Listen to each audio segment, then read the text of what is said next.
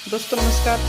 आज हम महत्वपूर्ण टॉपिक संस्मरण पर चर्चा करने वाले हैं। संस्मरण क्या है, कुछ लेखकों और उनके द्वारा लिखे गए संस्मरण के बारे में जानकारी प्राप्त करेंगे।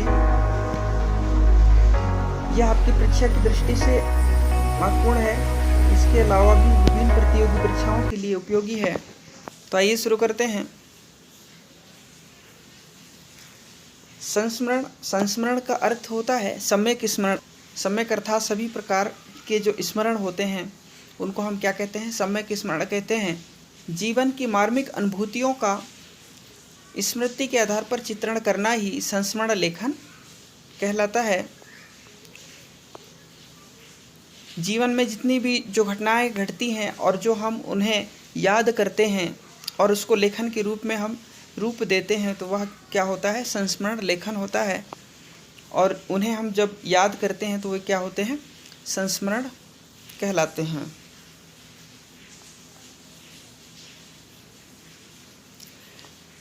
यह विधा जीवन की वास्तविकता की अनुभूति में अभिव्यक्ति है। क्या है, जीवन की वास्तविकता, जो वास्तव में जीवन में जो घटनाएं घटी हैं उनको हम अनुभव करते हैं।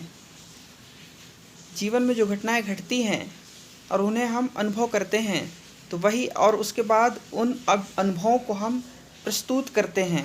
क्या करते हैं, प्रस्तुत करते हैं, अभिव्यक्त करते हैं, तो वे ही क्या कहलाते हैं, संस्मरण कहलाते हैं। संस्मरण में लेखक अपनी अनुभूति किसी व्यक्ति, वस्तु तथा घटना को आत्मीयता के साथ क्या करता है, प्रस्तुत करता है। ठीक है, ये ध्यान रखना है आपको।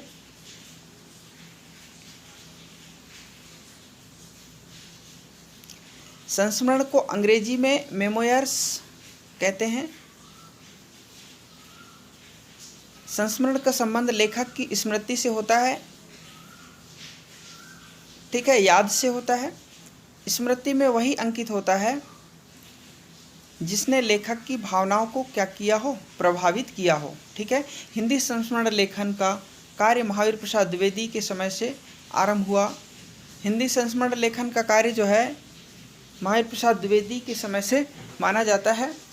महावीर प्रसाद द्विवेदी जी ने स्वयं जो संस्मरण लिखे हैं, अनुमोदन का अंत, इसका प्रकाशन 1905 में हुआ था।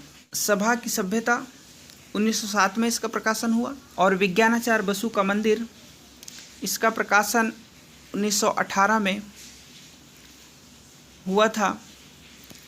तो आचार्य महावीर प्रसाद द्विवेदी जी से ही संस्मरण लेखन का कार्य आरंभ माना जाता है, ध्यान रखना है। कुछ लेखक व उनके संस्मरण यहाँ पर देखिए। महादेवी वर्मा के द्वारा लिखित पथ के साथी 1956 में प्रकाशन हुआ। स्मारिका 1971 में। रामऋषि बेनीपुरी मील के पत्थर 1957 में इसका प्रकाशन हुआ। उपेंद्रनाथ अस्क ज़्यादा अपनी कम पराई 1959 में। शिवपूजन सहाय वे दिन वे लोग 1965 में इसका प्रकाशन हुआ। राहुल सांकृत्यायन बचपन की स्मृतियाँ 1955 में। जिनका मैं कृतज्ञ 1956 में। बनारसी दास चतुर्वेदी हमारे आराध्य 1952 में। श्री राम शर्मा बोलती प्रतिमा 1937 में। प्राणों का सौदा 1939 में। आज्ञे द्वारा लिखित संस्मरण स्मृति लेखा 1986 में। तो ये कुछ महत्वपूर्ण संस्मरण है, कई बार परीक्षा में पूछे जाते हैं। तो आपको संस्मरण क्या है, कुछ संस्मरणकार एवं उनकी रचनाओं के नाम लिखिए, ऐसा पूछा जा सकता है, तो आप लिख सकते हैं। इस प्रकार संस्मरण क्या है, कुछ संस्मरणकार और उनकी रचनाओं को हमने यहाँ पर देखा। उम्मीद करता हूँ कि यह वीडियो आपको अच्छी लगी होगी। आप इसे ज़्यादा से ज़्यादा शेयर कीजिएगा, लाइक कीजिए, कमेंट कीजिए, और जिन्होंने सब्सक्राइब नहीं किया हो चैनल को प्लीज़ सब्सक्राइब कर लीजिए। आप सभी का बहुत बहुत धन्यवाद।